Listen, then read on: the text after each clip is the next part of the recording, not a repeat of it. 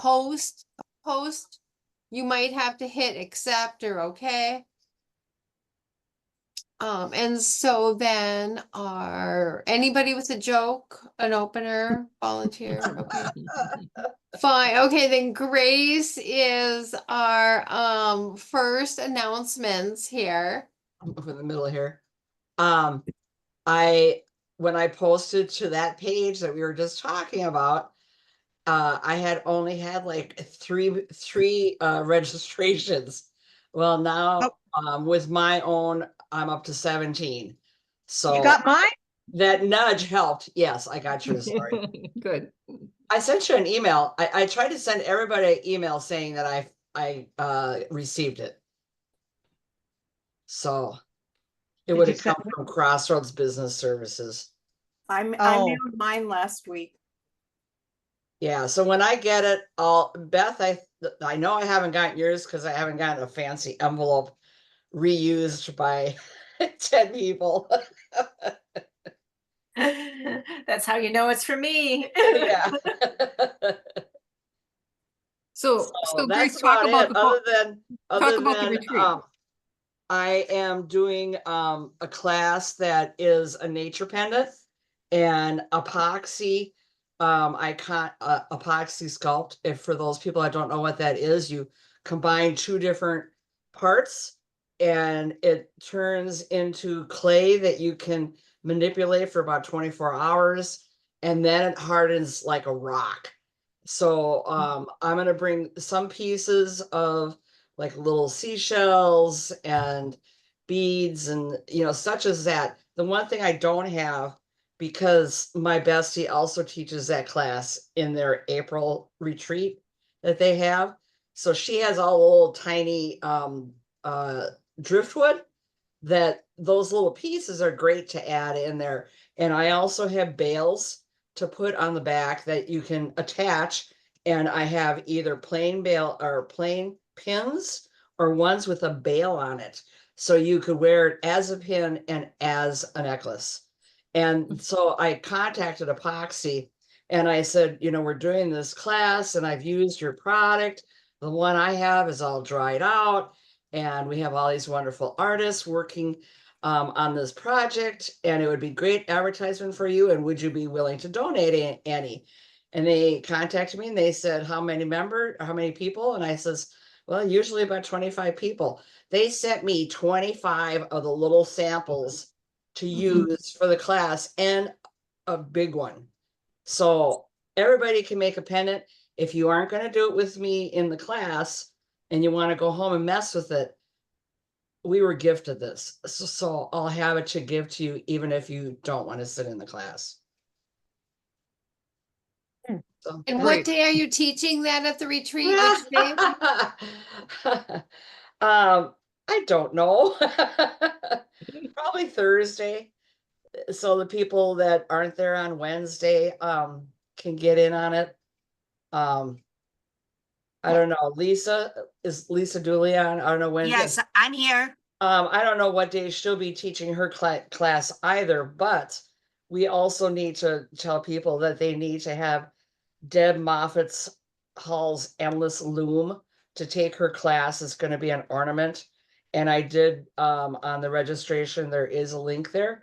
So if you sent your registration in without that on there, when I updated it, you can go to the Midwest Bead Society page and get the registration and be able to click on that link. Do you need that particular loom or just an endless? That particular continuous loom. wrap one? Yep, only the Deb Moffat Hall, but I have, because we're using the stretch bands, and so it needs to be Deb Moffat Hall's loom. What do those run? You can find them anywhere. I would say between like $25 to $30, depending on where you find them. I got so many looms. I'll think about it. Thanks. Okay. And what day is Lisa's class? I don't know. I agree with Grace that probably not on Wednesday because people are just getting there. But maybe the weekend, Saturday. Friday, Saturday. Okay, And I'm gonna have two, so I'm gonna have one on the endless loom and then one bead weaving one. And I will make a posting on our UMBS page and show examples and put the supply list on there and stuff too, if you want me to. Yeah, yeah. If you get us to the information, we'll put it on the website. Okay. sounds good. Yeah, the more What information, stitch? so for the day trippers, that's what I'm trying to get at here is we need to know for day trippers, you know, the most likely days for then if they had to choose to go out. Right, and I'm just getting all the registrations in right now, so then I can kind of see where people are gonna be in there. I mean, I'm flexible and I'm sure Lisa is too, what day. So I'll see when the majority of the people are gonna be. You know, it looks like, some aren't coming on Wednesday and some won't stay until Saturday. So, both of us are flexible as to when we do it, so we wanna get as many people. And if you feel that you're gonna want to take that class after you click on the link, let me know, so then we can be, thinking about which day we want to do it so that everybody can get a chance to do it. And are there more classes beside Doris is gonna do a class? She Yeah, always Doris does. usually does one or two. She never seems to know until about that, time period. She Mhm. always has the supplies there, but so Lisa's doing the ornament, I'm doing the pendant. Doris will do at least one class. Wasn't Maggie going to do a class? I don't know. I don't think so. Hmm. Unless, There we go. Got my audio on. No, Maggie was not going to do a class, but I'm going to bring my supplies and Oh, good. and Okay. stuff. Yeah. I don't know. Oh, I know, because you were going to teach. Never mind. You're going to teach at the make and take. That's Yes, why I get confused. Sorry about that. not a problem. I get confused so much. So for those of Yeah, what you can I that say? don't know, retreat is really awesome. Other people cook and all you Yeah. have to do is exchange bead ideas with like-minded people. I come home so inspired always. yes, I see a lot of names here I don't know, so I'm hoping that they'll consider coming. And you don't have to come for the whole time. You can come for, so many days or be a day tripper and not get a room, and have to pay that cost. So you have some options there. Super. So any other announcements, state fair announcements or? Yeah. So I'll do that for Marlene.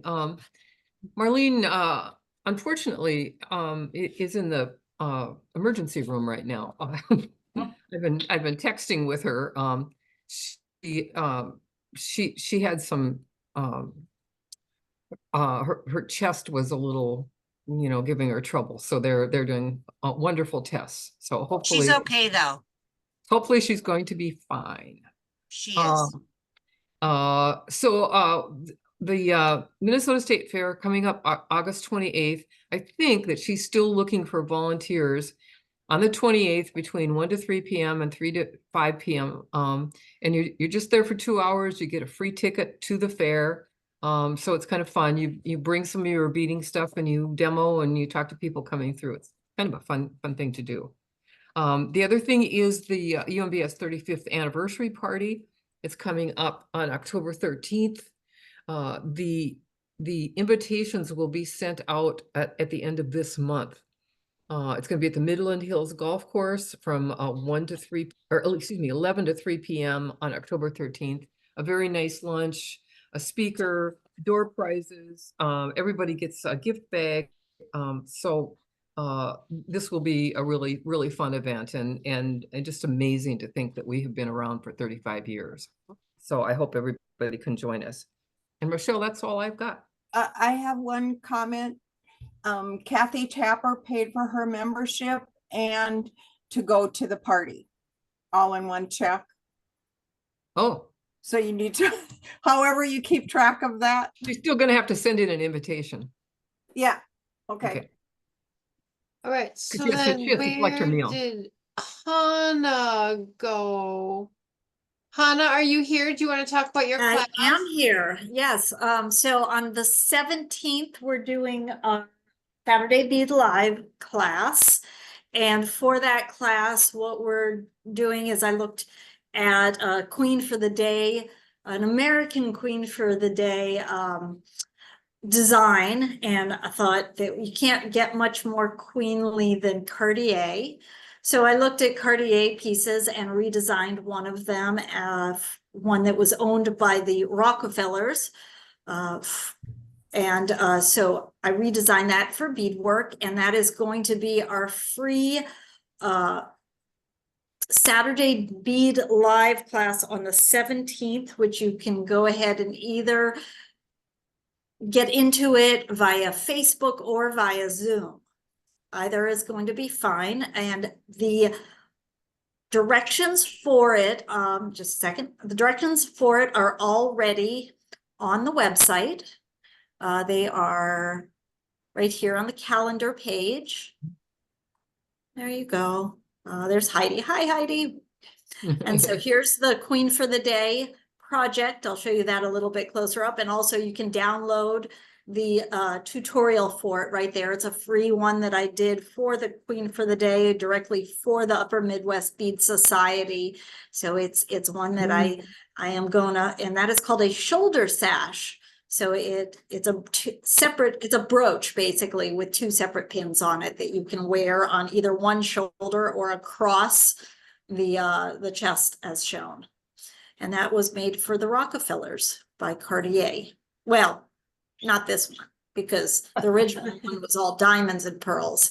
This one is all the crystals that we no longer talk about and pearls. Nice. So let me show you real quick a larger version of it. There it is.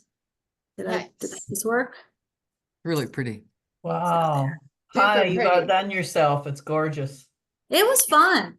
So if you would like that one, all the materials are available through the tutorial. You can also go ahead and I have a few kits left. Let me see if I can find that. I don't know where I put the website for that. Hold on. There we go. So We should put the link to your kit on the website too. You should send it to Rita. I think it I already should. is there. It may isn't be already there. Yeah, I think it already is there, but here it is. Okay. So also, and I'll also stick that in the chat as we go along. So there it is. So I have about 4 kits left. Most of them have sold out, but I have about 4 left. So there they are. And that's all I have. Do you want real quickly, Rochelle, to talk about our September speaker and then turn it over to our wonderful August speaker, or shall we leave everybody in suspense? No, I think we should get them all so that they come back from Labor Day and get an excitement. And then Maxine also does have a joke to final us off with. But we do have for our September speaker, our very own beloved Minnesotan, Sandra Rothers. And so we are so excited for her. Yes, Grace, you have your hand up. Yeah, I just wanted to mention Lisa has kits for her class that she's doing at the retreat, but she has a limited amount. So if you are interested in purchasing one of those, you should reach out to Lisa. Can Lisa, can you put your link in the chat here? So if anybody's here, you could, but then also we could send that information on to people too. You're gonna Yes. like email the whole group more retreat information, like a mass email kind of thing, maybe too? Are you talking to me? I'm talking to maybe the whole retreat committee, like maybe that kind of thing, like we do for a Let's Bead Live or for our meetings, maybe just a group email, something like that also helps to if get those she's- members who forgot to show up tonight. If she sends it to me, I can email everyone. Okay, Just kind of like the president's letter, just put together a retreat update, things like that is very plausible, helpful hints for people. bye. And so, all right, so then I'm looking, oh, there you are, Maxine. Hold on, let me spotlight you for everybody. All right. Okay, I got a joke, and I've told it to a couple of people, and my jokes only last a week. So this is about a drought. There was a drought in the community, and the head priest decided he'd go up to the top of the mountain and say prayers. So he did. Nothing happened, still drought, no rain.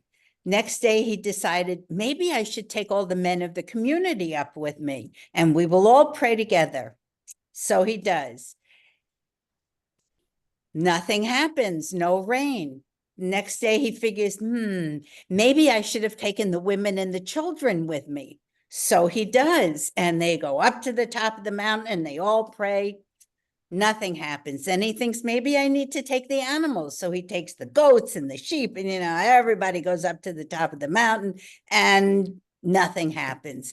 The next day he goes back up to the top of the mountain alone, and he says, God, you have forsaken us. We have prayed and prayed, and you have forsaken us. And comes a voice from the distance. It says, I did not forsake you. You do not believe in me. Not one of you carried an umbrella.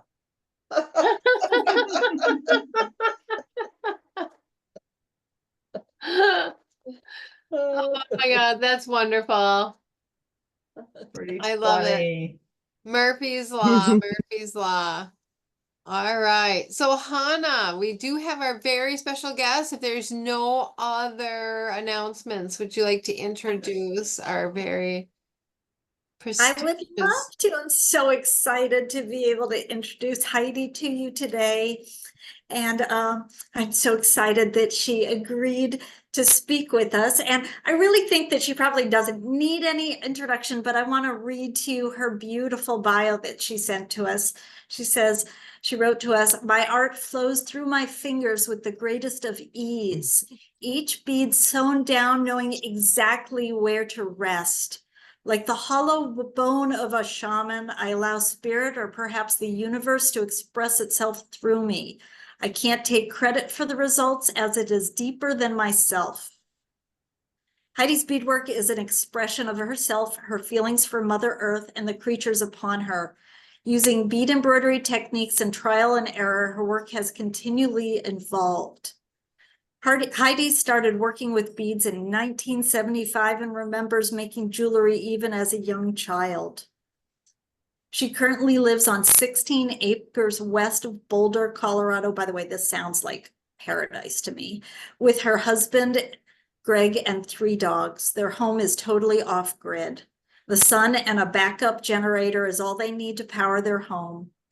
Heidi has won numerous design awards throughout her career. She has written 2 books, one with her friend Sherry Serafini, and also a solo book.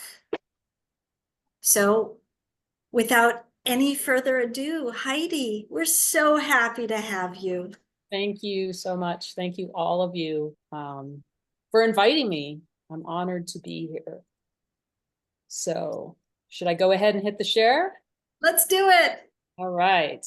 And before we start though, Okay. before we start, Heidi has asked that you hold all questions until after her presentation. And if you are worried about forgetting what you're going to say, feel free to put them into the meeting group chat, but please do put your mute button on and hold the meeting, the questions until the end. Thank you.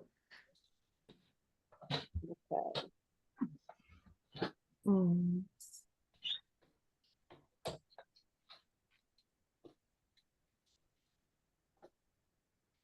All right. So welcome everyone, and thank you for having me. I'm honored to be here. I hope you can all hear me and see. I just wanted to take you on a journey with my beads, my life with beads. And I guess to start that, I will start where I was born, where I happened to come out on the planet at that time. I was born in Los Angeles, California in 1960, raised in Santa Monica, California. And, you know, the 60s were such a great time to be a kid, really. I mean, you know, we'd still go out to play. My grandparents lived around the corner from us. And Sundays we'd go to grandma and grandpa's house with the family and see cousins. My grandmother was in a wheelchair because of arthritis, so she collected miniatures. And my grandfather was a carver. He made beautiful furniture, and he was an engineer and a machinist. And he built my grandmother these little storefronts that she was able to collect all of her miniatures in. So going to my grandparents' house was so magical. My Aunt Loretta also lived there with them, and she was the first one that really turned me on to beads. She kind of was making those little wire flowers that you see sometimes, and that's really where I was introduced to beadwork. And then my folks moved us to Boulder, Colorado, and in 1972, they built a home up on Sugarloaf Mountain, which is west of Boulder. And that's where I moved, and that's where I became a mountain girl. I just was so at home on the mountain. When I first started out, I've always been an artist. You know, I was always making stuff. And these are some of my earlier paintings before I really got into beadwork. There's some pencil drawings and watercolors. So, I mean, I tried to get into art shows with my art, but I never really got in. And I remember seeing a pair of beaded earrings on a woman once, and I said, that's what I want to do. So I went down to the Boulder, they had a bead store in Boulder called Promenades, and I bought a little book on Comanche style earrings and one on loom work. And I bought a bunch of beads and went home and taught myself how to do beadwork. And so, well, here's not, oh, there we go. And so this is me at one of my first shows on Sugarloaf Mountain. It was at the, I think it was at the fire department. And you can see I have a bunch of earrings there and stuff. And so this is kind of where I started making my beadwork. And funny, oddly, maybe not odd, but this is when I entered some shows, I got right in with my beadwork. I couldn't do it with my paintings, but I got right in with my beadwork. So one of my first jobs was, well, actually my first job was working at Baskin Robbins. But my second job was working at a place called Silver Deer, and they manufactured crystal figurines. And I got a job there, worked there for a good 8 years, assembling crystal figurines. And this is where I met my husband, Greg. He worked in the flame department. So he stretched the glass, he made the swan necks and the ballerina legs. And then it came to me and I glued the components together. And so this is really kind of where I learned to do the production end of things. And we all got paid by the piece, and I was the fastest one, so I got a pretty good paycheck. And it was at that time that I also met my sales rep. She worked for the company, and so I hooked up with her. And she said, you need to start a company, you know, come up with a jewelry line. So I came up with Free Spirit Collection was my jewelry line. And officially, as far as the state goes and as far as taxes and stuff, I didn't start it until 1988, but actually it was my early 20s when I started manufacturing jewelry. And this is my jewelry line called Free Spirit Collection. And Char was my sales rep. And so she was already selling all over the Colorado and the surrounding states. And so I gave her all of came up with the samples. And this is just a small selection of what I actually was making and started producing. And I was still working at the factory at this time. And then I came across this article in Threads magazine, and Virginia Blakelock was featured, and she had these amazing collars, you know, that she did and made. And it was like this aha moment for me, because I was like, wow, I can make art. I mean, I don't have to limit my beadwork to just making necklaces and brooches and earrings and stuff. We can make collars. We can make some magnificent stuff. And so this is the first collar I ever made. It's mostly loom work. And then I did some mesh kind of webbing stuff there. It's so funny to look at some of my earlier work. And, you know, this is back in the day when we didn't have digital cameras. We had you have a camera, you get your film developed, you go down, you know, you have to wait a week and fingers crossed that the photographs come out, right? And so these aren't the greatest photographs. But this is the owl on the left was one of my bigger first callers doing bead embroidery. And back in when I first started out, I didn't have patterns. So I would cut up old t-shirts to figure out how the collar was to fit around my neck. So I kind of just used what I had. And the little Pierre on the right, this is one of my first commission piece I did for a lady who had a dog named Pierre. And so this was the piece I did for her. So these are some of my first collar pieces. The one on the left, Rhapsody in Blue. This is where I'm starting to use a few more components in my work. Still a lot of bead embroidery and fringe, and the piece on the right as well. A lot of bead work, and the component on the elk, there's some wood that I found in the woods, the base of the tree, and then there's one in the water flowing over. So it's going to be interesting for you to watch the process of these slides, because this is when I first started out and I was using a lot of beads, a lot of bead embroidery, not so many components. So this is the Saw Bell Award, and this is Nature's Jewels. And it's funny because I remember looking through the bead and button magazines and stuff, and I'd always see the Rio Grande ad, and they'd have an artist there featured that won the award. And I always kind of chuckled to myself and said, well, wouldn't that be fun to win, you know? Well, I entered Nature's Jewels, and I did. I got first place in the Saw Bell Awards, and it was pretty substantial. I was so excited. So me and my husband and my son went to Las Vegas because that's where the ceremony was. So out of my element. I tell you, Las Vegas is so out of my element. I'm a mountain girl and it was hot. And we went into this big hotel where there's like, you know, gondolas floating around and stuff. And I was a nervous wreck. And we go in and to get my awards and have the dinner ceremony. And who pops into my life but Sherry Serafini, my good friend Sherry. I'd never met her before. I didn't even know who she was. She knew who I was. She came right up to me. She was such a sweetheart. And we sat together through the ceremony. She had a piece entered as well. And she just so grounded me. And we just so clicked. We had so much in common. And she's still a dear, dear friend of mine to this day. This is a piece that we actually collaborated on. And I don't know if you can tell who did what, but there's 4 different sections to this necklace. We kind of started this at I was at the Bead and Button show. We were there with our book signing, and I was working on this the middle piece with the, I think it's a swan. And I was working on that, and she says, you know, we need to collaborate. So what I ended up doing is finishing that, and then I sent it to her, and then she sent it back with a bunch of these eyeballs. I got a bunch of these balls, these little round balls, and I'm like, what am I going to do? What am I supposed to do with these? You know, I had no idea. I had a lot of fun with them. I was using them like for eyeballs and cyclops and stuff.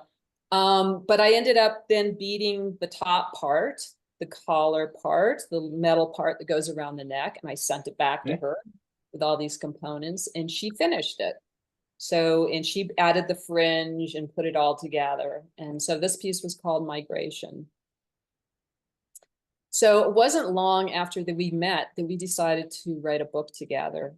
And we did it all online because she lives across the country from where I live.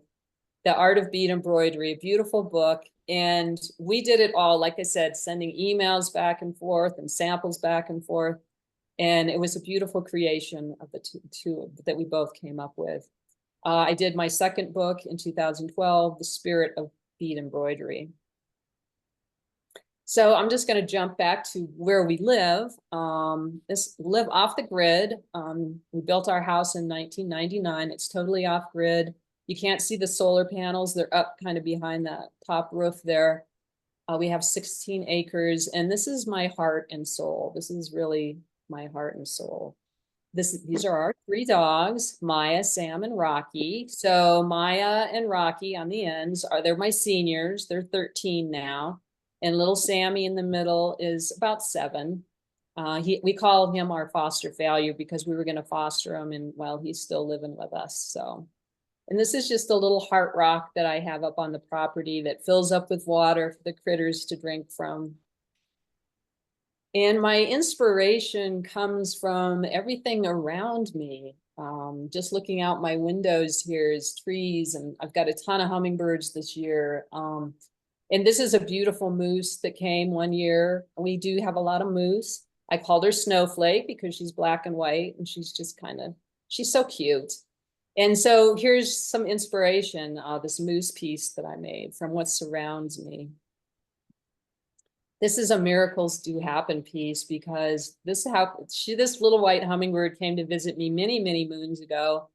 And I call it a miracle because I think it was like 2 weeks before she showed up, we had to put one of our dogs down. And it was also my son's birthday. And all of a sudden I saw this white flicker outside, about the same time of year as this. And it turned out to be a white hummingbird. And I got a couple decent shots of her. And I felt that it was Grace, our dog, just sending an angel to us, just to let us know that she was okay. And so again, that's what inspired this piece. So my beadwork is healing, it's quietude, it's peace, it's surrender, joy, and release. My beadwork is healing. My hands heal when I'm working with the beads, and I think all of you probably feel the same way. There's something about the beads and just the rhythm of it that just can take you to a totally different place. And they do. So when I had my cancer, it's been like close to 16 years now, and I call it my gift, my awakening. And I know a lot of people are like, what do you mean it's a gift? But it really was, because my cancer kind of like just slowed me down and kind of like just this awakening of, wow, life is short. And this is my transformation piece. This is a piece that I did when I was going through my treatments. I remember sitting out on the deck, and the hummingbirds would just be buzzing around my head, and they were just healing me, just vibration of healing. And down at the very base of this piece to the left, there's a little precious metal clay cocoon. It was a real cocoon that I sealed in precious metal clay to preserve it. And I felt at the time I was getting my treatments, I was in a cocoon. And then I blossomed and transformed into the butterfly. So this is my healing piece. Another good thing about cancer for me is when I was on my last treatments, most of the people, the nurses and stuff, where I was getting my treatments, they knew I did jewelry. And Celestial Seasonings, I'm not sure if you're familiar with Celestial Seasoning or not, but they're located in Boulder, Colorado. And they make tea, and they put artwork on the covers of it. You've probably seen it before. And so they were looking for breast cancer survivors that would be willing to do a cover piece. And I knew, I do beadwork. It's not really like paintings, but I thought, well, what do I got to lose? So I went into Celestial Seasonings with my jewelry bag, and I brought it all out. I had a few larger pieces to show, and they loved it. And they said, I got tropical grapefruit. There was another lady, there was two of us, and she got, I think it was, what was it? I can't remember. But anyway, I got tropical grapefruit, and I had to draw up a couple different drawings, ideas of what we could do on the cover. And this is the one they chose. And if you're ever in Boulder, Colorado, I highly recommend you go to Celestial Seasonings. You can get a tour. They have a great tour of the facility, and you get to see all the original artwork of all the boxes. They have it all on display, and my piece is there on display as well. Well, I can't really talk much about my work unless I mention Laura Mears, because her porcelain pieces, we've danced together for many years. And so this is just a tribute to Laura Mears' beautiful porcelain pieces. She has a way of making porcelain cabochons and animals that honors them in such a beautiful way. They're not funny or quirky or whatever, they're real. You can just feel the energy and beauty that radiates from her work. And I'm so honored to be able to use it in my work for so many years. This is a horse piece that I made. I probably did 3 or 4 similar with different horses, but this is my favorite. I love this one. This is a wolf. It was one of her larger faces that she did. I have some precious metal clay on the top and the bottom here. And then there's a bent spoon handle or a utility handle that goes around the edge. And then there's some fur in this piece. I think this was in one of the bead and button shows. Of course, there's the otter piece. You can't go wrong with the beautiful little otter faces. Again, I just added some really funky, cool stuff to make them shine. You don't have to do much with the Laura Mears piece to make it shine. Another snowy owl piece here. I like to use a lot of vintage buttons in my work. And you can see here the white, those are actually some vintage earrings. So you can kind of start to see how my work is evolving here. There's not so much bead embroidery, but it's the components are really starting to shine. And this here is a fox face. And again, I like to put little headdresses on my animals. This actually, it's a rivet, but it's not riveted. It's just glued to give it that look. It's on a ribbon cuff. There's some coyote fur in there. And you got to be careful when you're working with certain different furs because you'll pick up on the animals that you're actually working with.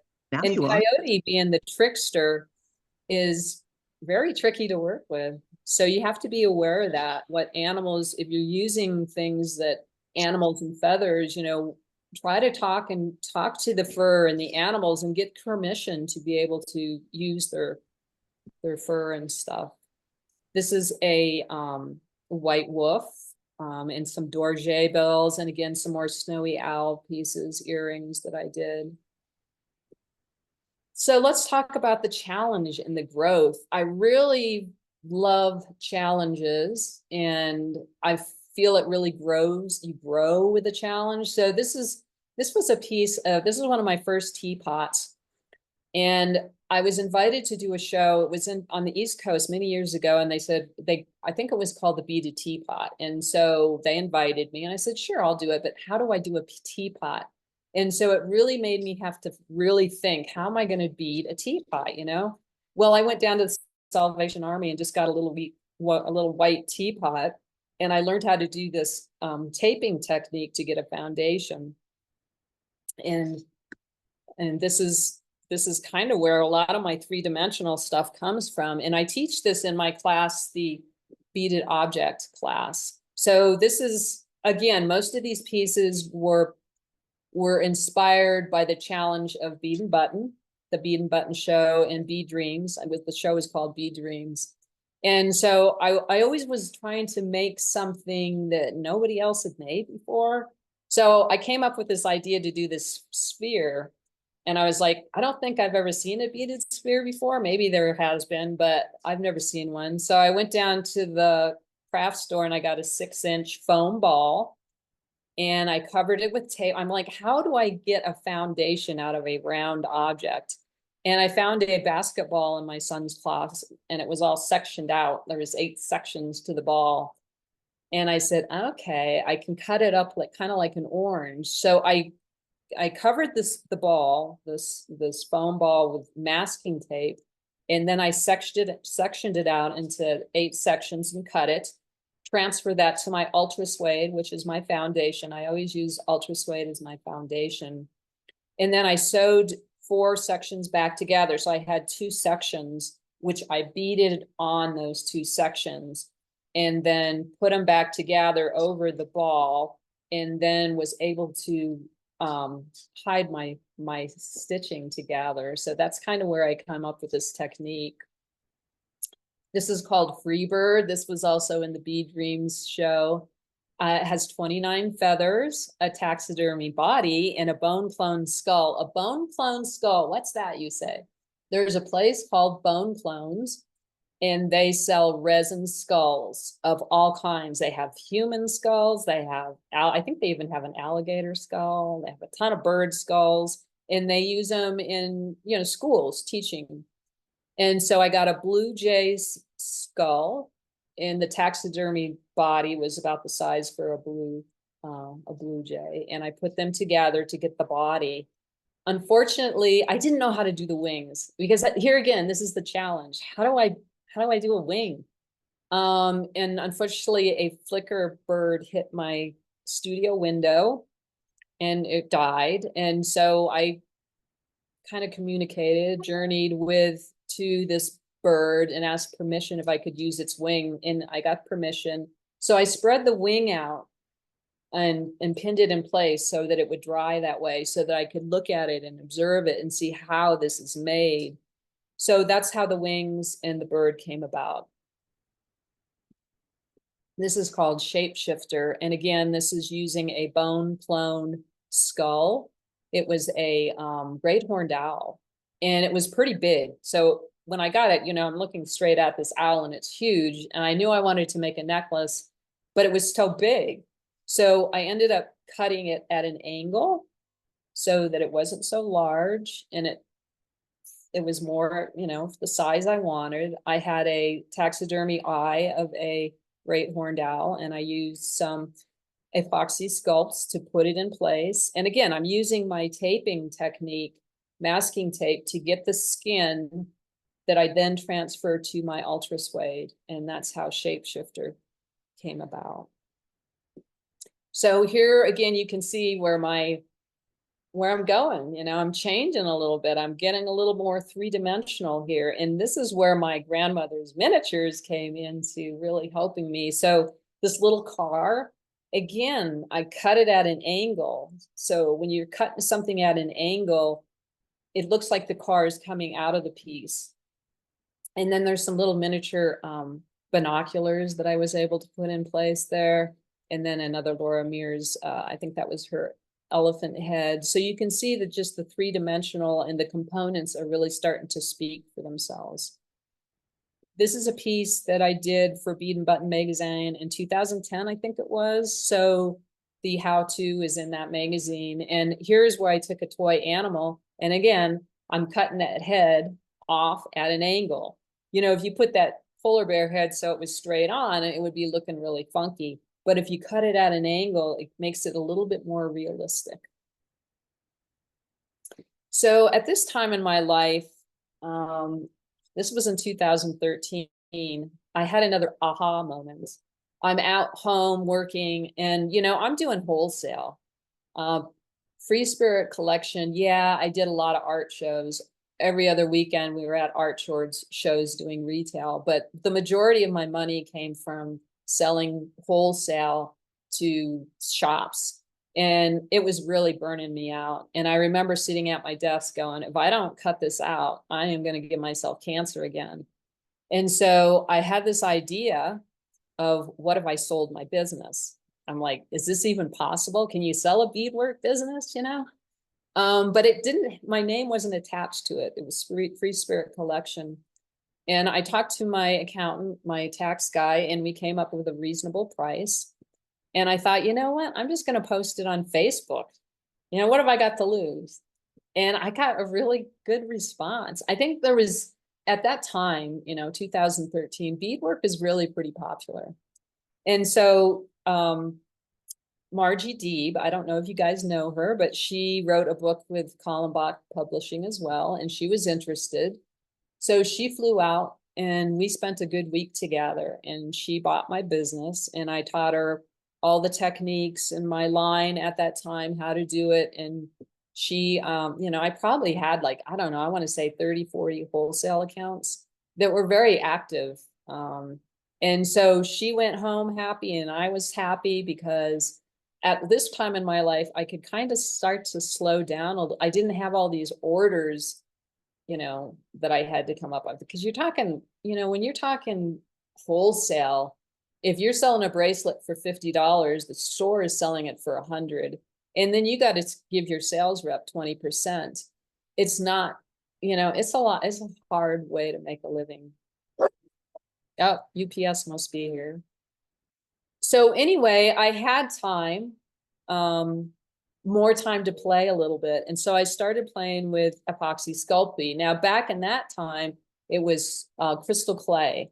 They're very similar, the same. Now I can't get crystal clay anymore, but epoxy Sculpey's been around for a long time.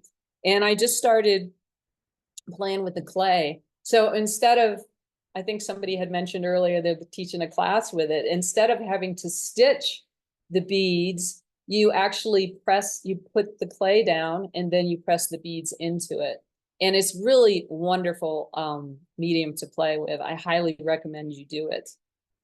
And so these are just some different pieces I made with the clay. So the one on the left, that's a Laura Mears face. And then the headdress is all done with clay. And also with the little bird. Now that's a little goat antler on the bottom with the fur on it. That's just a little antler. And so I use some of the epoxy clay to put that little stone, the turquoise stone, and do some of the beadwork around it, and also the bird on top. The piece on the right, that's where I used a rather large setting, a bezel setting, filled it with the clay, and then pressed my components into it. Same with the little dangle on the bottom. That's all done with the epoxy Sculpey. This piece, this is another piece that I did for Bee Dreams, and this was quite a challenging piece. I did a lot of flowers, and in fact, on my YouTube channel, Heidi Kummli Designs, I have a YouTube channel. I have a video there on how you can make these flowers. So if you're interested, go check it out. But so I had all these flowers made, but I was like, how do I bead embroider around them without them clank, you know, because they would be clanking into one another, they would be breaking. So what I ended up doing is figuring out how I wanted the piece to lay out. And then I took blank bezels that were the same size as the flower and drilled holes in all of them and stitched each one of those blank bezels down onto the foundation. And then I did all the beadwork and pretty much finished the whole piece with these blank bezels in place. And then I was able to take the stitches out and take the bezels, empty bezels out, and glue the flowered stones or flowers in place. That's how that piece came about. It was quite the challenge, but it was a beautiful piece. These are just some smaller examples of what you can do with the epoxy Sculpey. Like the little one on the left with the wolf, that's actually, instead of using a bezel tray, it was a vintage button, or no, vintage buckle, sorry, belt buckle. So I just took the inner parts out of the belt buckle. And same with the little bear up on the right on the bottom. His base, if you can see it, is a vintage buckle. So, you know, you don't have to always use the bezel trays. You can use anything that has a hole in it, you know. So, and again, here I have more time in my life since I got rid of my business. I mean, I'm still selling on Etsy. I'm selling retail though. I'm not doing wholesale, and I have more time to, what do I want to do in my life? And this was a time when I said, I don't know. I went online and I saw a class on shamanism. It was an online class. It was I think it was a 6-month class, Shamanism 101. And I said, I want to do that. So I did this 6-month course, learning shamanism, and it was so beautiful. It was like coming home for me. And it was another aha moment of, I've been practicing shamanism my whole life, you know. I mean, I'm connected to the spirits of the trees and the plants and the animals, and everything has a spirit. And so I took this class and I learned how to journey to my spirit guides and my spirit teachers and how to smudge. And the 6-month course, I ended up doing the whole course, which took me 4 years to complete. And I then ended up staying on and teaching at Shaman College for another year or two. And I was able to actually work with people and do animal retrievals on a lot of stuff. But I got to the point where I wanted shamanism to be my spiritual practice. I wanted it to be for my own growth. And I wanted it for my art. I wanted shamanism to come through in my art, which I think it always has. That's what I mean with the aha moment. It's like, I've always been doing this, but I have a name now. And I don't call myself a shaman, so please don't think that I'm a shaman. I'm not. I just practice shamanism.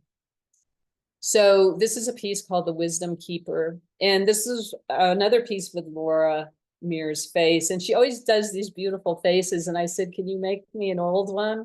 And she did. She made an old face. And you know, they're so beautiful.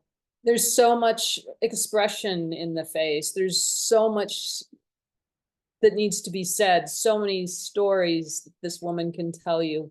She has a little bat on her head and there's fur around. And people ask me all the time, where do I get these tiny antlers? And I say, well, I have a herd of them on the back side of the property, and sometimes they leave them for me. So that's where I get my tiny little antlers, from my herd in the back. And this is called Shamanic Path. Another one that, again, shamanism is all over this. And again, the center is made with the epoxy sculpey. And so there's some teeth in there, and there's some more of the little antlers, there's fur. In this fringe, I did Velcro behind it, so you can take it off and wear it either way. And this is another piece that was inspired by just the indigenous people. And the face was actually, I think I got it on Etsy. And then the little figurines I found, they're actually carved bone at a garage sale. And I just love the whole feel of this piece. It's so grounding. It's called The Storyteller. I also had time to play with some other things like porcupine quills. And I know I was journeying to one of my ancestors, and they recommended that I take up quill work and try to share it with the people of today. So that's what I did. And there's something about quill work that's so beautiful, as you can see in these two pieces. It's just the black and the white, but they really make the piece pop. And it's, I bow to the indigenous people that can make quill work. There's some amazing, fascinating pieces, large pieces that these people do. That's just amazing, because quill work is not easy. And I taught it actually at Colorado Bead Retreat many moons ago, and half of the class loved it, and the other class was like, not for me. It's a lot of work. You have to soak the quills, you have to flatten the quills, you have to stitch them in. So it's very challenging, but the results, I think, are quite beautiful. And you can get porcupine quills in different colors. So these were dyed purple, and I made a cuff bracelet out of this piece. So let's talk a little bit about components. For me, the hunt is the best part. I love looking for components. Etsy is my go-to place. I love Etsy. And I'll go look for one thing, and the next thing you know, I'm down a rabbit hole looking at something that came up, And so the piece on the right, the top part is an enamel Art Deco belt buckle that I found on Etsy. The carved bone bird is by Susan Tariba, her pieces are made in Bali by her people, and they hand carve them and paint them, and they're just fabulous. So these are just, here's some more of those heads I like to cake off. So the wolf and the little pig were, again, toy animals. They cut off, put them at an angle, and same with the gorilla on the right. He was a toy animal. I also had time to take a class on felting. I always wanted to learn how to felt. And I took a online class learning how to make spirit dolls. But this is just a little owl I made out of felting. And he sits in it's a little piece of wood I found in the forest with a hole in it. So I set him in there. And the talon is actually an owl talon from bone clone, so it's not real. And then there's some bone on the other side that I riveted in place. So when I'm adding these components, I'm drilling, I'm adding rivets to hold them and threads to hold them, because I want my pieces to be secure. This is an old sardine can. I found the sardine can in the woods, and I could just imagine this old miner out there eating his sardines, and then he just probably tossed it aside. And lucky me, I get to find the sardine can. So I had the sardine can for a long time, and I decided Well, I'm gonna add some beads to it and some funky fringe. And yes, that is a little rat hand on the very top. There was a shop on Etsy that had little rat hand earrings, you know? And I said, well, those are awful cool. So I bought them and it goes on the top of the sardine can. This piece on the right, again, this is Susan Tariba's carved bone from Bali. And the starfish, again, those are glued in place, but they're also stitched. You can probably see the thread. And so I'm anchoring the pieces. There is, like, if you look at the sway of her hair, I took some of the epoxy Sculpey and rolled it real thin like a snake and put that down. And then I embedded ball chain into it just to make the piece pop a little bit more. Here's some other fun pieces, you know, the polymer clay ermines in the middle, just another Etsy artist. I love to use the funky old buttons and opals.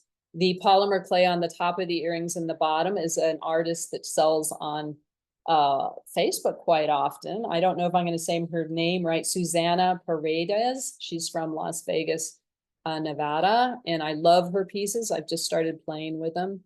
And the piece on the left, again, that's a setting that I put the epoxy Sculpey in, and then I pushed the components in place. Micro beads are a lot of fun to use with the clay. And this was a piece, a lady wanted a white wolf that was really sparkly with a lot of crystals. And that's what I mean. I'm not that kind of, I don't use a lot of crystals and stuff, but I did that for her. So the little bunny on the left, little polymer clay bunny and polymer clay mushroom that I cut in half so that it has a flat side, so it's easy to glue down. Like I said, I will cut things in half and I will make them work for me. Then the piece on the right, again, it has the little antlers that I get in the back of my property, and those are some Gary Wilson pine cones, and that on the bottom is a little, I think it was a funky old earring that I found. And the piece in the middle I call tools of the trade. I don't know if you can tell why, but there's some tools there that we use for our trade. So we have hands, of course, those are very important tools. And then if you look right below the crow, there's a little wrench, a little miniature wrench that was from my grandmother's stash. And then I put a pair of scissors in there. I don't know if you can see the scissors, but they worked. These scissors, I don't even know where I got them, but they've been sitting on my desk forever.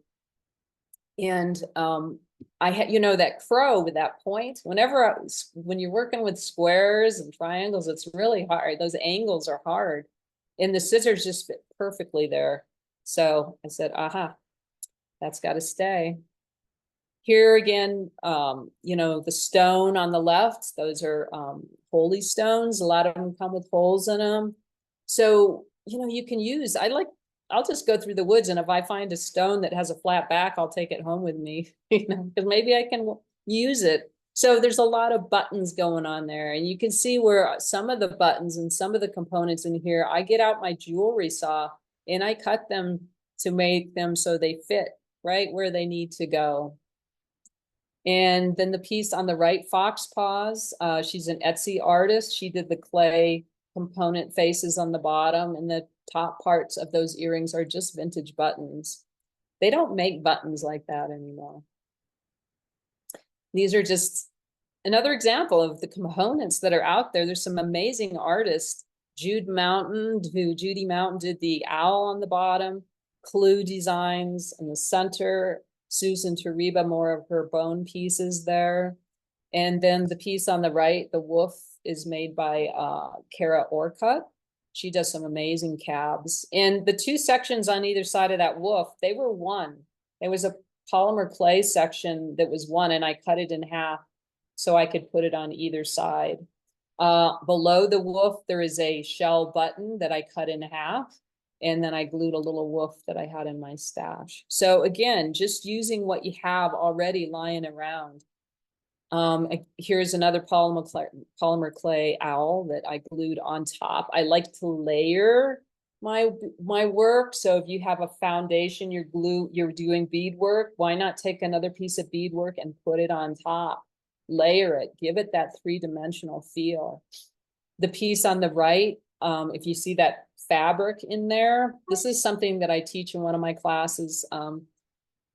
And it's the Secrets Revealed class, where I take cardboard and cut it out to the shape that you want it, and then you cover it with ribbon or fabric. So you're making your own cabochons, making the pieces that you knew, yeah, I don't have that in my stash. Well, make something that works, you know?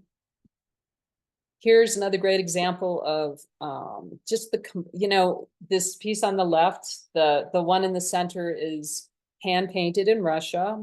You've probably seen them before, but what's really cool about this piece is the two pieces on either side is an Etsy artist that takes the insides of mechanical pencils and puts an end cap on them, and look at them. They make these really cool dangles. I mean, who would have ever thought taking old things apart and making them work? The piece on the right, polymer clay owl heads, vintage button, and the stone actually was one piece that broke. But look, it worked perfectly. I said, I'm not throwing this out because it just worked out so beautifully. Got a little owl and a big owl. Here's another piece of I just love this piece too. There's so much color. So the stone in the center is Gary Wilson. I don't know if you're familiar with him. He sells a lot on Instagram. And below it is a vintage button. And below that is some carved piece I got. Susan Tariba, more of her bone koi fish. And then the little flowers in there were actually vintage pair of earrings I found on Etsy. They were enameled. You just cut the backs off and look how beautiful that piece is. More components. So this is more of Fox Paws work. She's the Etsy artist I mentioned. A lot of the clay around the bear. The bear is bone and painted, and then there's a carved piece of bone below it. All the stuff that I've just have in my stash, and I'm sure you have it in your stash too. The piece on the right, again, is painted in Russia, and there's some fur that comes up. I don't know if you can tell what those earrings are made out of in the middle, but I went through a phase where I was cutting up paintbrushes and using in my work because I just thought they made the coolest little dangles and stuff. And so I ended up just taking some epoxy Sculpey and putting that on the top. And then I was able to set the stones and put some ball chain around it. So here's one of my later pieces. I've just finished this not too long ago. It's a carved, hand-painted fox. And again, I got the Susanna's polymer clay on either side of the fox and also on the cuff. That's her work as well. And Gary Wilson stones in the fringe. I love my fringe. And that fringe I teach, that's another thing I teach in I think it's Secrets Revealed Part 2. I go into my fringe. The centerpiece on the bracelet is, again, it's hand painted Russia, but it's very old. It's a vintage piece set in silver. So why not add some fiber, ribbon and fiber? Let's give some texture to our work, you know? And so again, here I have my centerpiece with the turquoise and another Susan Tariba piece on the bottom. And I didn't have what I wanted on the sides. I couldn't find it in my stash. And I had this beautiful red ribbon. And I said, well, let's make something that works. So I cut the cardboard to the size and shape I wanted. And then I glued it around the cardboard and it worked beautifully. Ribbon, I love to work. This is jacquard ribbon. You can find it very easily on Etsy and they have beautiful colors. And this is a vintage micro mosaic piece that I just took apart. So again, I like to take old jewelry apart, buttons. These are again, Susan Tariba beetles. And if you look on the necklace, the two round sections on either side of that beetle, that's actually a button that I covered with ribbon. This is again something that I teach in one of my classes. That's the first Secrets Revealed, how to cover buttons and stuff with fabric, and then you can make them into components. Oh, okay, we got another tiger from Susan Tariba again on on the jacquard ribbon. It's amazing how much, I hate to say it, but it's like, there's not as much work in it when you have ribbon, you don't have to bead all over it because it's beautiful just the way it is. I think I'm getting lazy in my old age of beading. I really do. So here, this was a metal piece, collar piece that I just covered with ribbon again. I love the colors. I didn't have to bead it. It's gorgeous just the way it is. And there's a Laura Mears coyote. And this is where I'm starting to play with more of the vintage applique. So the fabric or the applique on either side of this bird is vintage. You know, search on Etsy, you can find all kinds of things. That's where I got this. And I love adding the beadwork on top of it. They just complement one another. Same with the vintage piece on the necklace on the right, you know, they complement one another. They work together.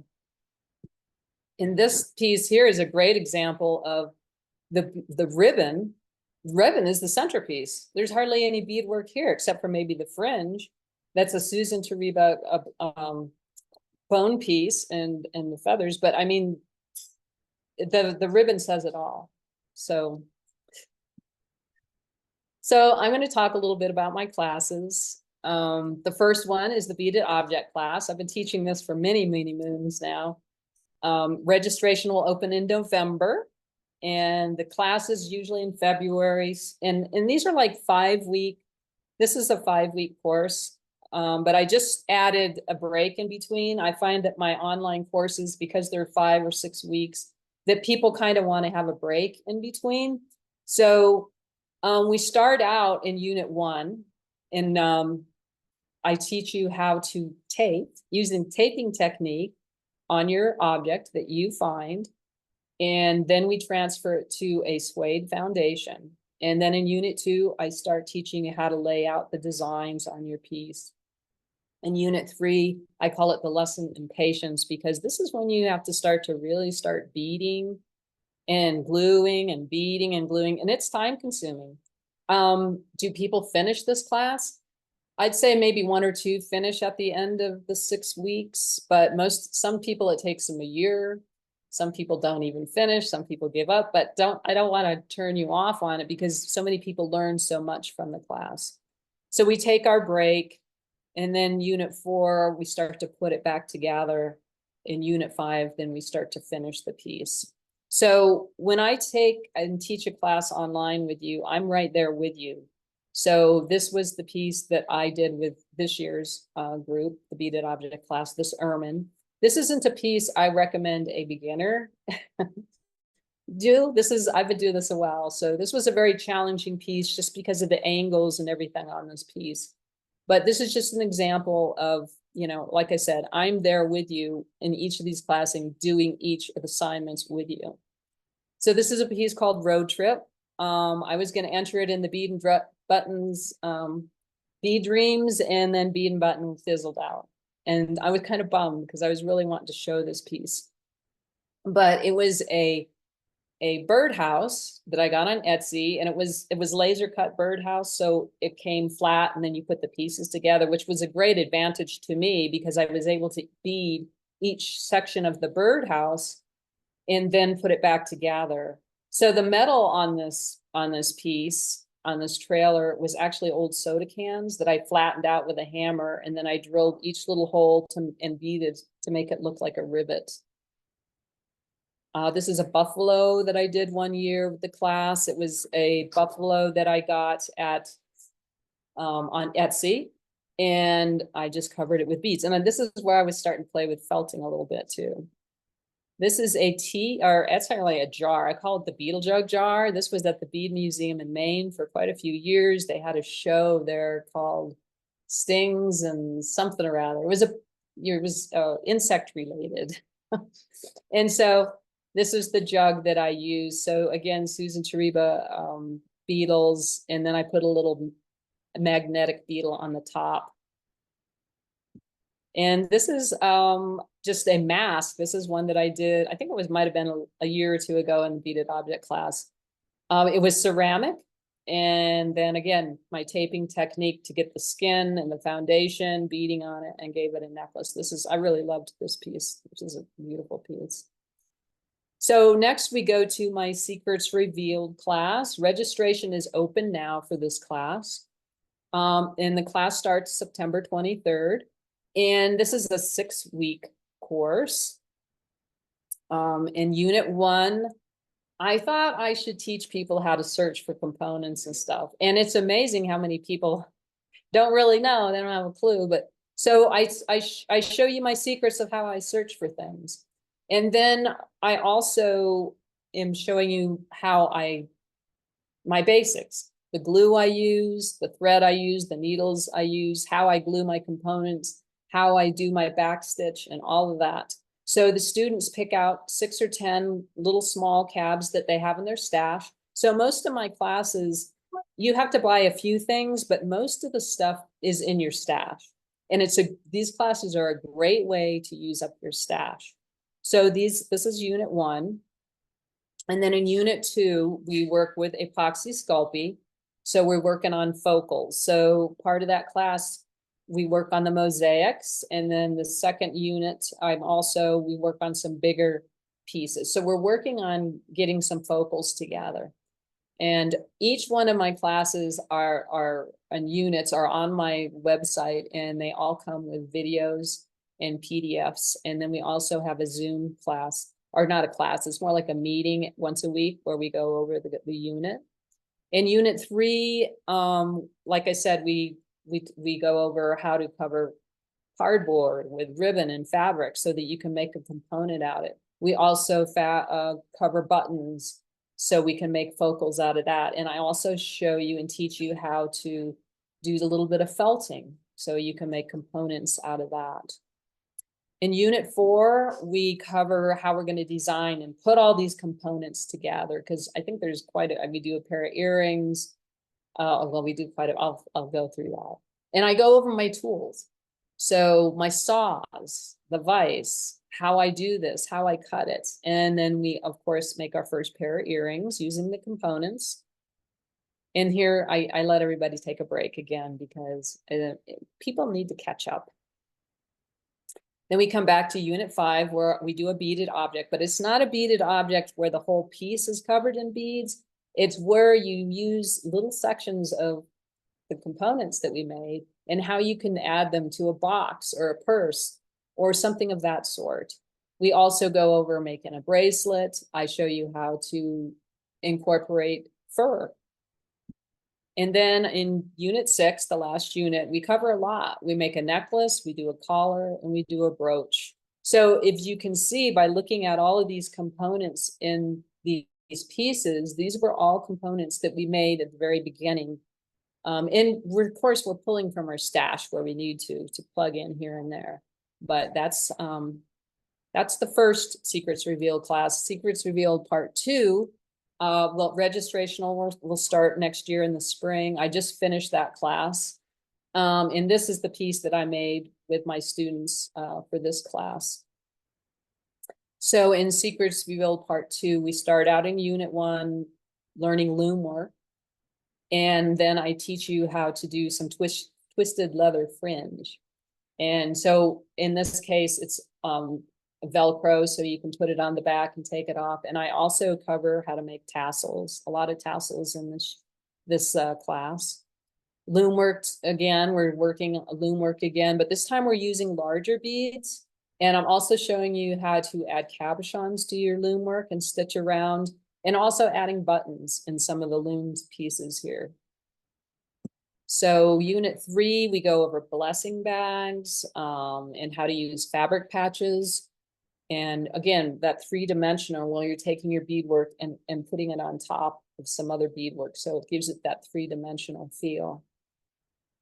And then in this Unit 4, I start to go over using the applique, the embroidery appliques that I talked about earlier. So, and I'm showing you how to do the fringe, my flowing fringe, and making some earrings, tassel earrings. And then we take a break. I find everybody needs a break because my classes are pretty intense, but I don't grade you on that. in the thing about my classes is that they're take at your own pace. So don't feel like you have to get it done in 6 weeks. You can take as long as you want. The videos and all the material up for 6 months for you to use. So unit 5, we go over enameling and painting metal. So in this piece, the enameling is actually epoxy glue with mica powder mixed in to give it that look. And then unit 6, we cover how to cover metal with fabric and also fringe. This is a pretty funky fringe that I use. And again, it has the Velcro. So I teach you how to do that. And then we end it with playing with horseshoes. So horseshoes are a lot of fun to play with and decorate and make wall hangings out of. So that's kind of it in a nutshell. I thought I would share this piece. It's one of my favorites I did many moons ago. And I just wanted to show it to you. It was a commission piece for a lady. There's a little spider on the top right. She wanted a piece with that spider. She sent it to me. And she wanted it to have a garden-y kind of feel. But what I love about this is it's so asymmetrical, but it's balanced. And that's something I teach in my classes is that balance. So it's very symmetrical. It's not symmetrical, but it's balanced, you know, and you got the leather and there's the components used in it, like the little things tuffled on the shoulder. That's an old vintage mesh bag that I took apart. And so I'm using a lot of funky stuff again. So we create beautiful things because beauty is what we see. We use our hands that are guided by good thoughts. What we make holds our feelings. The Creator has given us special gifts. We share them with you, Howard Rainier. So I hope that my talk here has inspired you to, you know, just tap into your inner soul and your inner heart and bring beauty into the world because this world so much needs beauty right now. And, you know, when you can put that positive, beautiful energy into your work, the seer, the person that wears it, the whole universe sees it and feels it. And that is so important. So follow your heart and challenge yourself. You know, if something doesn't look right or work right, make it work. You can fiddle faddle with it and make it work. Get that engineer going. So again, thank you so much for bearing through all of this, and thank you.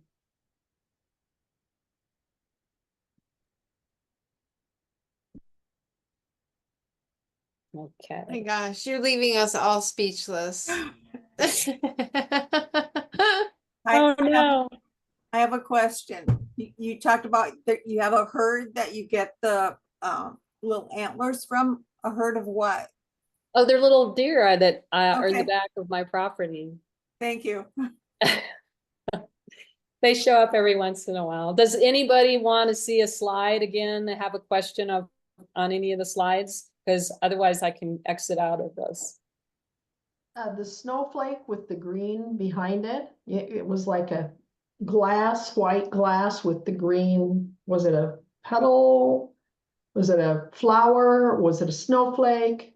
Which one was it? What was it? A necklace? It was white, beads on maybe a blue backing, but it had a piece of green underneath the white beads. Very simple. I maybe was it an owl? dandelion. Was it the owl? I think it was the cocoon one. The cocoon one. Oh, my journey with breast cancer one, transformation. I think she's saying number 50. 50. I may be wrong, but this one? yeah. So what was the question? Well, the question is you didn't talk about that, and it's so different from everything else on your presentation. It's What? Well, it's you know, Susan Tariba. It's carved bone piece by her. I used wire mesh in the background behind her arm. That's wire mesh to fill. Can you put it up again or not? Yeah. I think she's saying the one on the left. Oh, that's the a plant. flower. This Yeah, is the flower. Oh, that's just, I didn't make that. That's just flower. That was a picture. Like It's, you had, okay, I thought it was something you made. no, I wish. Yeah, me too. Anybody, any other pictures anybody wants to see? Okay, then I'll stop share. Your Okay. talk has been absolutely amazing and truly inspiring. Thank Oh, you. good. Yes, Fabulous, wonderful, fabulous. wonderful. I'm glad I could inspire. I have a feeling that my epoxy sculpt that I'm bringing with for my pendant class, I think it's just going to be a free for all. People are going to be bringing everything. They have all these little pieces. I mean, they won't have a lot in these little containers, but I have a larger one, and all I know is I'm going, oh, I've got that piece. I've got that piece. Oh, I haven't used that. Right. I just think people are going to be so excited from what your program was here. It's great. The clay is great to use up those little scraps, you know. I actually have like a little bowl on my desk that I have leftover stuff that I just throw in, and it's amazing what you can pull out of there and what you can do with it, you know. So I think what I got was the white. What can you use? I mean, can you use chalk and other things to color any exposed pieces, as On the people are clay? right. I mean, So with the micro beads work really well for the background. If you have empty space, have you ever, Mike, you know what micro beads are, right? uh-huh. No? Yeah, they're like little tubes of the really tiny beads, right? No, they're No holes. There's no holes. They're there's like no hole in them. Right. for like card Okay. making. Yeah, people use them for crafting cards. Okay. You could go Google micro beads on Amazon and they'll pop up. They come in hundreds of different colors. And they're Okay. these tiny little things. And what I do is I just wet my finger to pick them up and then just press them where you want. The Okay. other thing that you can do to change the background is you mica powder. Mica powder, you just take it, but you have to do it while the clay is still wet. And then Right. you can paint it, and it looks very metallic-y like, and so it's really fun to play with.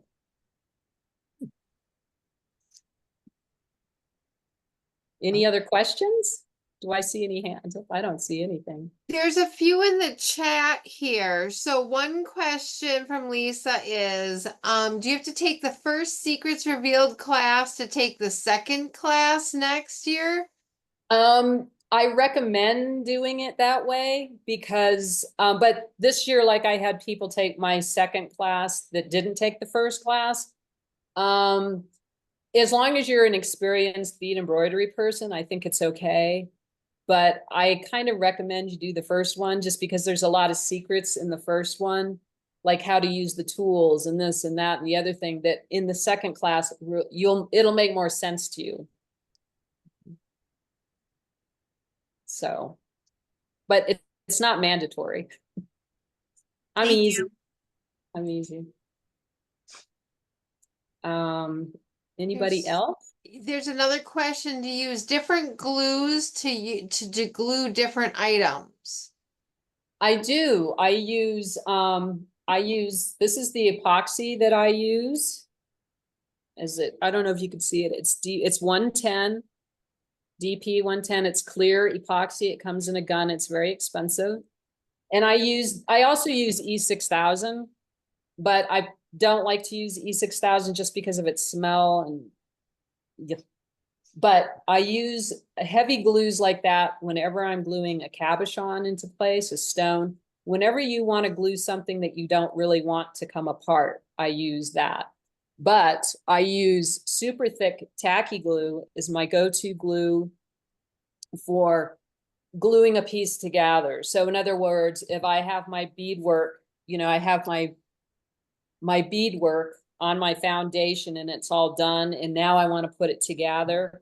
I want to put my cardboard on the back because I always use a lining. And then I want to put my backing on. I could always use the tacky glue because you don't need the stinky heavy duty glue to do that kind of stuff. If you're using fabric and cardboard and backing on stuff, you don't need the heavy duty glue because you're also going to be stitching the edges. So you're really secure. So I use the E6000 for stuff I want it to glue. I want it to really glue, like these components here that I'm playing with, okay? those are going to be glued on with E6000 or two-part epoxy. And don't you have to kind of not have the glue go all the way to the edge? So when you're doing that stitching, you're not trying to stitch through glue? Well, I recommend when I glue, I take a little piece of just a little piece of cardboard, and I put my glue on my cardboard. And then I use a toothpick to pick up and put it behind my piece. And I've spread my glue all the way to the edge. I don't overdo it, but if you put it all the way to the edge and then you glue it down and you have glue that squirts out, I just take my toothpick and go around the edge and kind of clean all that up. It's more important that your glue goes all the way to the edge of your cabochon and your components so that it adheres. Otherwise, it could flop up and you might see a little bit there. Right, but then you have to kind of do a little beading edge to kind of hold it down, or to get the edge clean, or I don't bezel my components. A lot of people do, and they swear by it, but I don't. I bezel very little. It depends on the piece. If it's a really thick piece that maybe it's really thick and it's kind of, then I'll do a little bezel around it. But I've never had a problem with my stones popping off. And, you know, going back to when I used to glue crystal figurines together, we used this glue. This is where I learned about this glue. We used those crystal figurine when I used glue back in those days. I'm sorry. We used this glue for a lot of things, and they tested it. I mean, we would take these figurines, put them in a box and kick them down the hallway to make sure that they stayed together. So it's really good glue. But I think a lot of the students that I've been working with, they just you can go to the hardware store, just I get like a 5-minute two-part epoxy, because that gives you enough time to position the piece and get it where you want it and clean it up. And then you can work with it, because, I'm not very patient. So I like to keep on a roll. right. So I don't want to wait. I mean, it takes 24 hours for most of this glue to dry completely, but that doesn't mean that you can't work with it. After 5 minutes, you can still bead around it and work with it, but it's not going to be completely dry until 24 hours. Okay, I have an important question. The epoxy Sculpey, which I think is what I got from the company. How long does it stay flexible enough for you to move it? I thought that I saw 24 hours. No, it's before about 2 hours. Oh, wow. And you'll start to feel it too when you're working with it. You'll start to feel it getting a little bit tougher to push stuff in, and especially if you're going to want to add micro beads and paint on it, I would do it within probably after an hour or so. Start to put your finishing touches in. It'll be completely dry in 24 hours, but as far as moving it and working it, I usually give it 2 hours at the most. Okay. Yeah.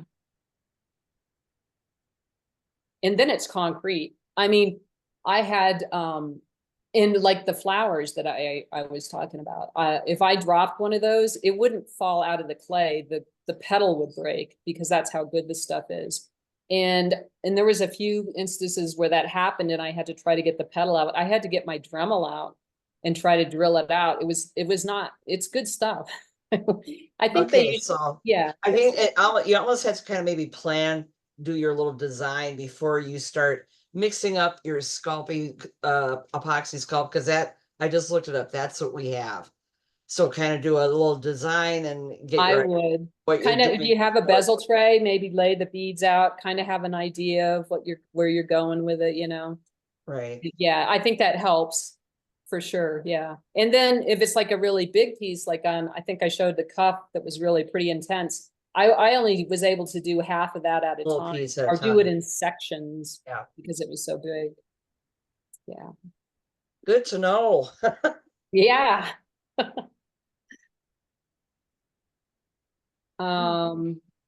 We have lots of people here saying fabulous presentation, your stories and artistic expression, and your bead embroidery is very inspiring.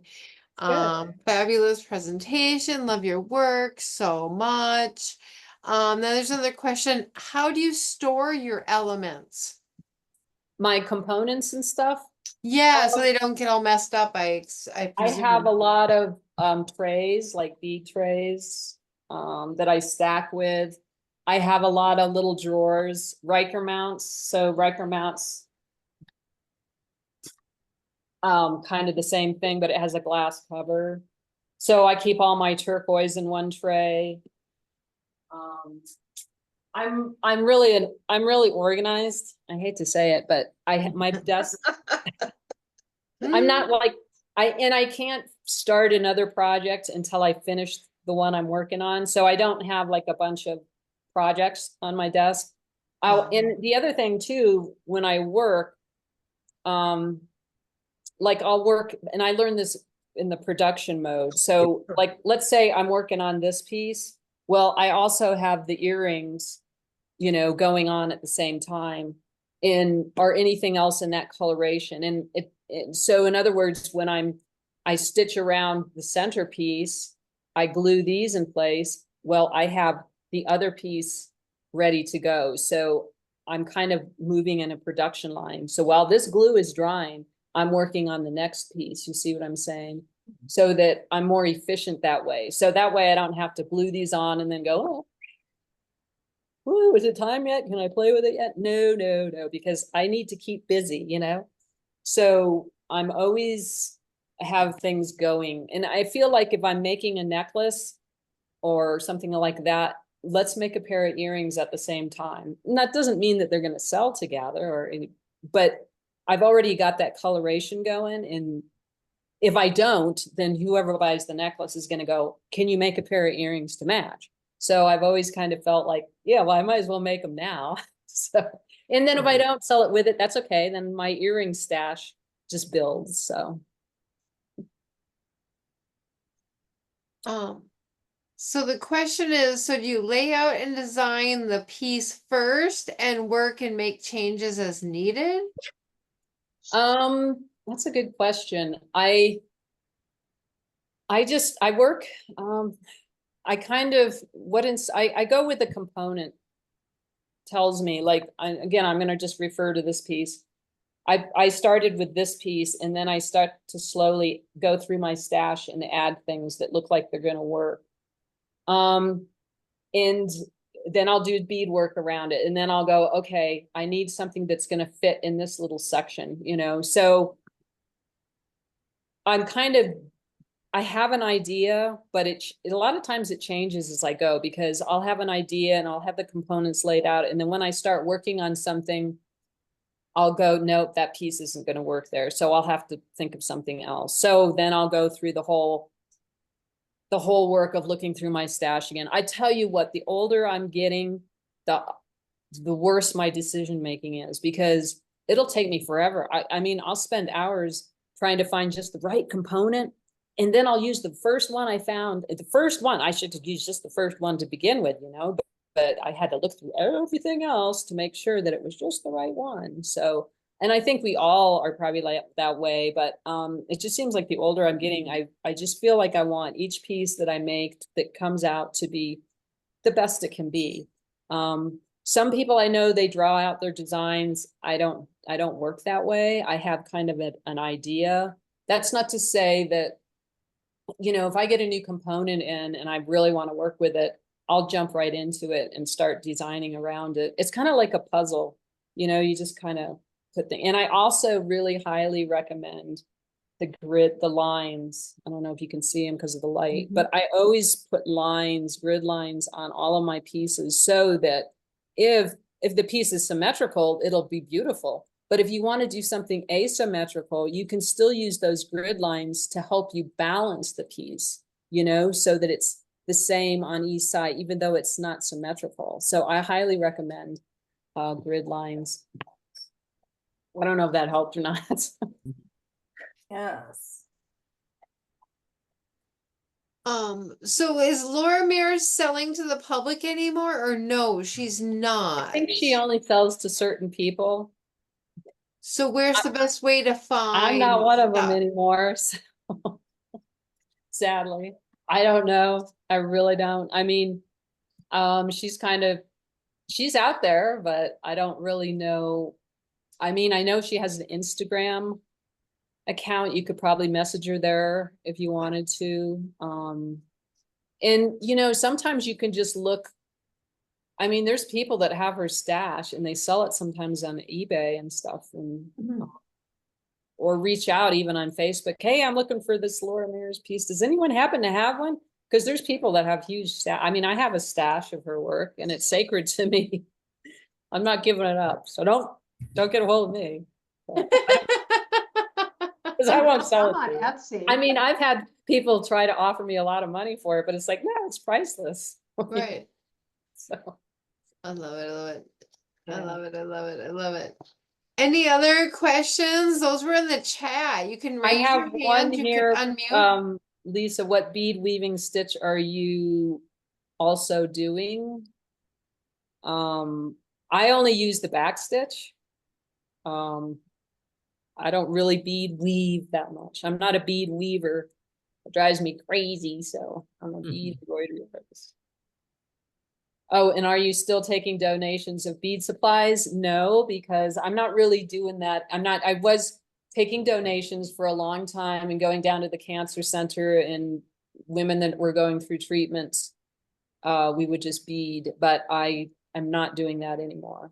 But maybe you're talking about somebody else. I think the donation was meant for. Oh, for the fundraiser. For Okay. the, yeah. Okay. Okay. Well, any other questions? I don't see any hand. I was so fun. That's a being here. thank you. This was amazing. Very well put together presentation. Your work is so beautiful. I Thank just you. really, kudos to you and much success moving forward. This is just amazing. Thank you. And I know I want to go back and watch it again. Oh, good. Good I idea. have a question. Anita, I have a question about who was your Bali contact? What was the woman that you contacted that deals in with the Bali? Oh, that's Susan Tariba. Susan Tariba. I think what's the name of her you could name her, her last name is it's Tereba. Susan Tariba. And you can Google her. Thank and you. her website will come up. Fabulous work.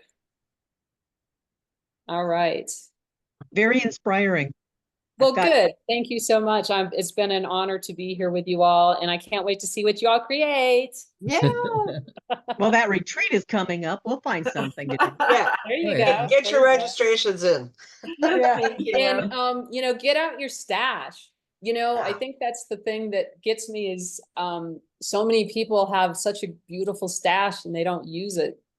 It's like, get out your stash. It's amazing what you could do with it. I need a bigger vehicle. U-Haul. Don't we all? U-Haul.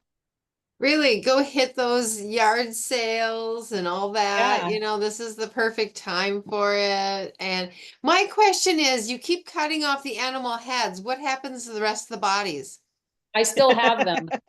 I You haven't stick them figured to it the out walls yet. or something? Because I feel guilty throwing them out. But then, what I thought might be kind of a cool class is to just take those different parts and make some weird kind of off the wall animal out of it. Like take the the polar bear body and then take a gorilla head and using the epoxy Sculpey, put it on, That'd be kind of fun. You can make a collage. I was thinking about having a necklace with just butts on it. That would be cool. Like that. That would be cool. Yeah. Yeah. I mean, I hate throwing stuff out, kind of like boxes. I have a closet full of They boxes. maybe make cool bird perches, right? Just glue them on different spots on something so the birds can put little feet. Yeah, that's a good idea too. And poop all over them. Make it an I outdoor like that sculpture. idea.